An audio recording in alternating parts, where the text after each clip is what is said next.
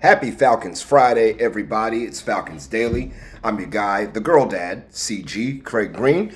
You can give me a follow on social media if you'd like. I'm at Craig G Sports, CRAIG, the letter G in the word sports. Fan Arch, who powers Falcons Daily. You can find them at Fan Arch Co, FANARCHCO. And also, I want to give a big shout out to our friends at Underdog Fantasy. You see their cool little logo right there. You can find them at Underdog and Underdog Fantasy as well. Falcons adding a few more logs onto the fire on Thursday, and that's in reference to all the interviews we've seen for the head coaching position that's still vacant. Not really doing any GM interviews right now. Again, I still believe the job is Ian Cunningham's to lose, and I believe the Falcons are waiting for the Bears to lose before they can officially hire him. So we're going to take a quick look at this graphic here, and we'll show you a couple more added on. Here's some notable names and things like that. Some of them you will recognize, like Robert Saleh. He's been requested by the Falcons to speak to them about their head coaching position. So I think they want to maybe wait until the top people on their chart have been their season has ended before they get the chance to speak to him. Jesse Minter, the defensive coordinator for the Los Angeles Chargers, and Jeff Hafley, defensive coordinator for the Packers, interviewed with the Falcons today. Remember, Vance Joseph has still been requested as well. The Broncos are still alive in this divisional round.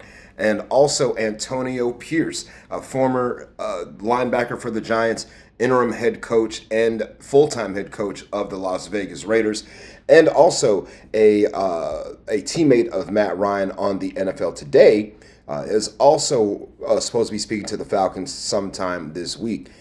And I mean, there's one name again that I don't know. We may have brought it up yesterday, but there's one name out there that I haven't really touched on too much, and that's Mike McCarthy. And, I wonder, we talked about him a little bit, but I wonder what his interest would be in coming to Atlanta to be the head coach. How much, first of all, how much money would he want, number one? What's his inspiration? Does he have any want to be in the coaching realm right now, to be leading a football club? Or anything like that. I mean, again, one thing I think that kind of scares some of the one thing that could scare some of our candidates for the head coaching job is the uncertainty at quarterback. Everything else seems like it's lined up. We were second in the league in sacks. We've got a premier running back. We've got a wide receiver one. Our offensive line is solid. You know what I mean? So this team is just a couple, maybe a few players away. I don't know about a couple, but maybe a few away from really being championship contenders and championship material. But, could a head coach help bridge that gap? You know what I mean? Like, does somebody with the experience of a McCarthy, could he come in and bridge that gap and be a difference maker to get the Falcons, expedite the process of being contenders? It's hard to say, but one thing I do know is that if you bring him in, again, he's a guy who can call plays on offense. So it doesn't matter who the offensive coordinator is. We literally could keep Zach Robinson as the offensive coordinator, but what would happen, I know a lot of you may not want that, but in theory, he could still be there and not call plays and give that duty up to McCarthy. Remember when Robinson was with the Rams, he wasn't calling plays there either, as far as I remember. Oh, no, this was his first job as offense coordinator, excuse me.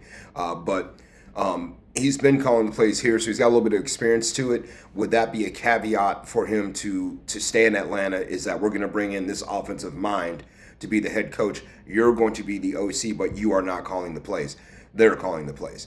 Could that happen? Who knows? I think it all depends on who the head coach is going to be, what they have envisioned for their staff on all three sides of the ball. But it's fun to kind of chop it up. I think, Mike McCarthy, I don't know how well he'd look. It was weird looking at him wearing Cowboys stuff after being the Packers head coach for so long. It'd be even weirder to see him wearing Atlanta Falcons colors after being the Cowboys coach for a hot minute. But, in my opinion, I think we need an experienced coach to come in And, especially if Arthur Blank wants to win right now. The only way it would work with a young, first timer was if you have experienced coordinators and experienced staff to kind of help uplift the young coach. But, Mike Tomlin was hired by the Steelers at 35 years old, and he's now 53. So, but that doesn't happen all around the league. That's a special case, a special exception. Mike Tomlin's a special talent. But with him off the table, I think Mike McCarthy, would be one of the people who could be a dark horse candidate, because possibly jump to the head of the line if Kevin Stefanski even gets picked up. I mean, really, who's number one on the Falcons board now that Harbaugh has been signed by the Giants? Tomlin has no interest in coaching. Who is the number one target on their list? Is it a coach who is still currently coaching? That's one thing we don't know. I mean, if they found their guy, they probably would go ahead and hire him right now. I think perhaps their guy could still be in the playoffs, but really they know more than we do about it. It's fun to just kind of try to pick their brain here virtually, but.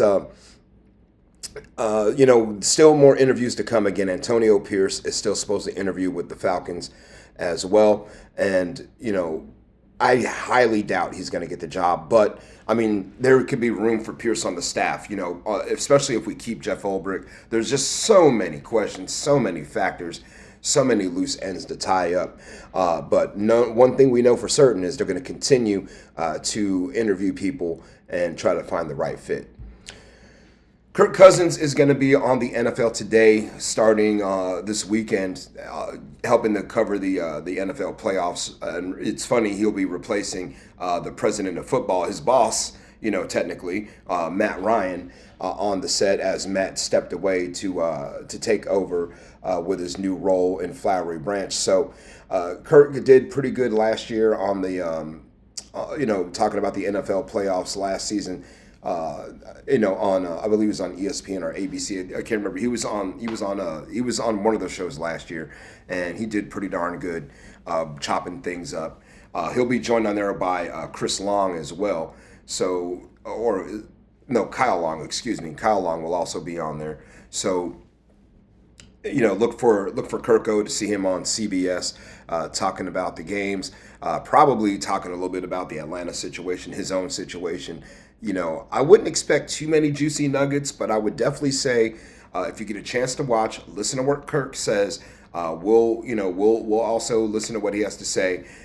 Anytime they ask him anything about Atlanta, we'll kind of try to read between the lines, dissect some things, and maybe give you some layman's terms of what he's saying, because they're going to have to ask him, hey, what's your plans for 2026? What do you think about this? What do you think about that? And a lot of times quarterbacks like Kirk, he definitely reminds me of Matt Ryan in the respect that he gives answers that almost don't really answer anything. It's like they talk around it, kind of dance around it, because, just some things are better kept in-house. They don't want to give away too much. So I would be shocked if Kirk comes out and says anything earth-shattering about himself or what his plans are. So we'll see what he has to say on the NFL Today regarding the NFL playoffs. And speaking of the NFL playoffs, our friends at Underdog want to make sure you know that the football playoffs are here, and Underdog is the best place to get in on all the gridiron action.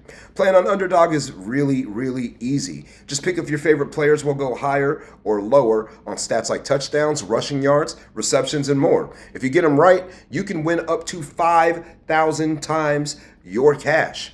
This week on Underdog, I'm looking at the Pro Football Divisional Playoffs, LA at Chicago. I'm selecting Matthew Stafford for higher than 270.5 passing yards and higher than 22.5 pass completions. So what are you waiting for? Download the app today. Use the promo code FOOTBALLFAN. It's right there in front of you to score $75 in bonus entries when you play your first $5, just $5.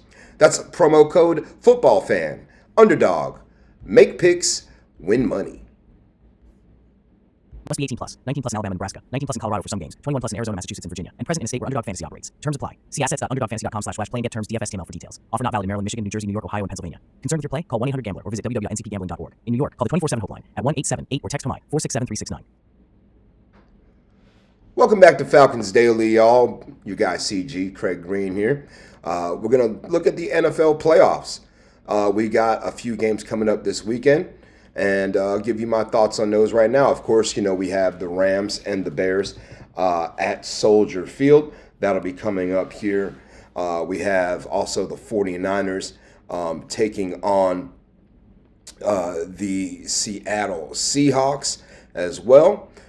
We will have the Denver Broncos hosting the Buffalo Bills.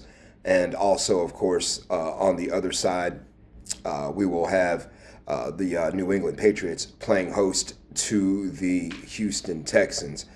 And, we'll start with that game, Houston and the Patriots. So when you look at this ball game, of course, Patriots 14-3 coming in. Texans are 12-5 overall. What stands out to me, the fact that the Patriots are the second highest scoring team in the league. They average just under 29 points a game. They are the third. They get the third most amount of yards per game as well. This game, I think, is going to come down to the strength of Houston, which is their defense. They were seventh in the league in sacks. Also second in the league in turnover differential against the high-flying offense of the Patriots. Again, nearly 380 yards a game, nearly 29 points a game. Both teams north of 31 minutes possession time. So I think this game, really, honestly, and truly, I am going to take the Houston Texans to win this game on the road. I'm going to say Houston wins this game by a score of 17-16. 17-16 is what the score is going to be out there in Foxborough. Next game on the list, and first of all, just so you know, that game is going to be Sunday at 3 o'clock in the afternoon. In Foxborough, it'll be on ESPN, from what I understand. Next game on the list here, we'll go to NFC. This game is Sunday, 6:30 p.m. on NBC. The Los Angeles Rams, 12-5 against the Chicago Bears, 11-6, the NFC North champions. The game will be at Soldier Field. They are expecting it to be pretty cold out there and possibly have some winter weather from earlier weather reports. Again, when you look at this matchup, I think it favors the away team. The Rams, first in points per game, first in yards per game. They have seventh in the league in sacks. Top 10 in getting interceptions. Also top 10 in turnover differential. But the Chicago Bears, that's their strength. They take the football away. They don't really turn it over too much. They have got 23 interceptions on the year as a unit. They don't get home to the quarterback a lot, but they do cover well, and they find ways to get their hands on the football. So, again, I still feel like this game is going to favor the away team. The Bears did win the first matchup in this, this season by a score of 24-18 in Chicago. And again, the Rams going back to Chicago for the rematch one more time. It's kind of hard to beat teams twice in a year, especially when they're not in the division. I think the Rams will win this game, and I don't think it will be very close. I think the Bears' magic will run out. I will take the Los Angeles Rams to win 31-17. Next game on Saturday night, 8 o'clock on Fox. It'll be the number 1 seed Seattle Seahawks, 14-3 on the season against the 49ers, 12-5 on the season. The game is at Lumen Field in Seattle. Again, another game where weather could play a factor. One thing I notice here is that neither team is very good at protecting the football. That could play a huge factor in this ball game. Who can run the ball better? You have Christian McCaffrey on one side. You've got Kenneth Walker on the other side, along with Zach Charbonnet. In this game, I'm going to take the Seahawks. I will take the Seahawks to win this ball game at home. I feel like, again, the 49ers being -6 in turnover differential is a big factor.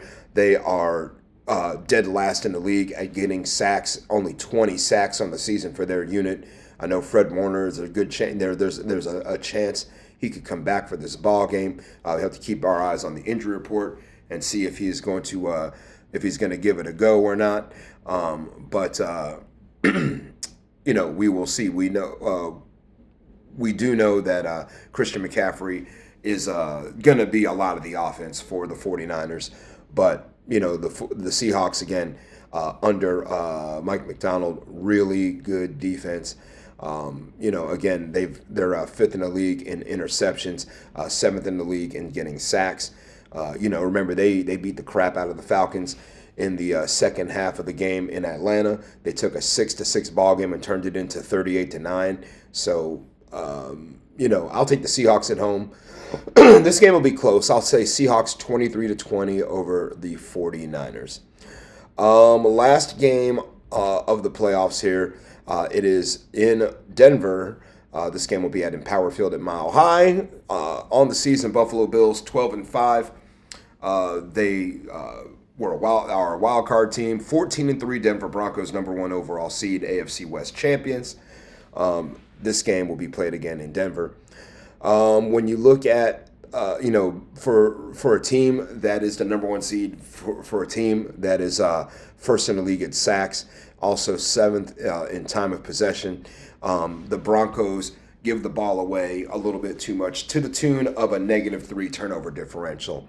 Buffalo averages a little over 28 points a game. They also are north of 375 yards a game. They're fourth in the league in yards. We have two top 10 offenses here in this game. Buffalo also leading in time of possession. They really thrive in short yardage. One thing they don't do is get home to the quarterback very well.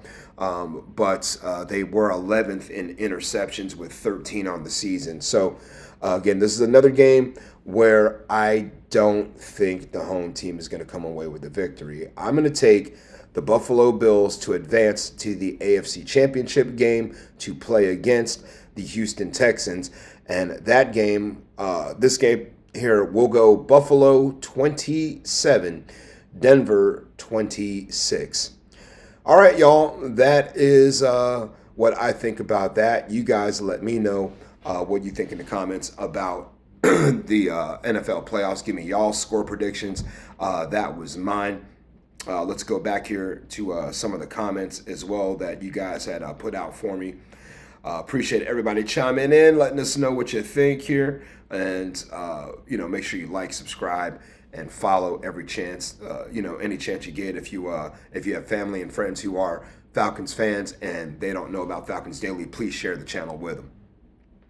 All right, let's go here to our first comment. Greg Surratt 5161. I feel Kubiak will be a good coach for Atlanta. The reason they didn't have a chance for Harbaugh, they don't have a legit QB. Yes, they have Kirk, but he's ready to retire, so they need to draft a QB or get one off another team. Well, Matt Ryan and Arthur Blank have put some semblance of confidence in Michael Penix Jr. to be our quarterback for 2026 and beyond. They got a positive result on his injury, on his procedure from his partially torn ACL. The words that Arthur used was 1,000% that the surgeon felt that the surgery was a success, and Michael can resume football activities fairly soon. He's in the building already, rehabbing and getting treatment and getting himself ready to go. So I don't know. Clint Kubiak could be a good fit, but in my eyes, I would rather him have a pretty experienced staff if you're going to be a first-time head coach. I know he's got the pedigree. I know his dad's Gary Kubiak, but Gary and Clint aren't the same people. So, and I know Gary Kubiak had a short run as an NFL head coach, mostly a coordinator and assistant, but he was very good at what he did. His name rings bells around the NFL. his son is also doing a nice job, with the Seahawks. But for me, I would not want a first timer as the head coach, not without a super experienced staff. Let's see. Slowhand 256 would love to see Zach in Tampa. That's a win for ATL. I don't know about that. The reason why is, it's more of a win for Zach Robinson if he were to go to Tampa Bay. Why? Because he's reunited with Baker Mayfield. And, we love Kirk. And, but let's call it what it is. Baker Mayfield right now, the best quarterback, probably the best quarterback in the division in the NFC South. The Bucs have won the division 4 out of the last 5 years. It's hard for me to say we'd be better off without him than, he'd be better off without us, to be honest with you, in that situation. Gregory Walker, 1425. We need a middle linebacker, the one we had, but he missed a lot of time. We got to get better in the run game on defense. Agree, we got to get better in the run game, yeah. And the middle linebacker I think you're talking about is Troy Anderson. He was on the physically unable to perform list all season long. But Caden Ellis, Jalen Walker played inside a little bit. And also Divine Diablo, if you don't remember seeing him out there. I think those guys did a pretty decent job, pretty good job this year of trying to hold down the middle. Diablo was a really good addition for the Falcons in the offseason. So we do need to draft a middle linebacker. I think we need to get younger at that position. Caden Ellis is getting older, and actually he's a free agent. So what do we do with a Caden Ellis? Do we let him walk and draft someone? Do we try to bring him back for 1 year while we draft someone? I mean, there's so many different options on the table. All right, one more. Walt G07. Matt Schaub as QB coach makes sense on a lot of levels. He's been in some version of the Walsh scheme going back to his Virginia days. Yeah, I wouldn't mind Matt Schaub as a QB coach. Remember the one thing about Matt Schaub, I always remember when he had to come in for Michael Vick against the Patriots. Tom Brady was obviously the quarterback then, and Schaub had to play. He threw for like 298 yards, 3 touchdowns, and we lost in a damn field goal to Matt Vinatieri. So I do remember that.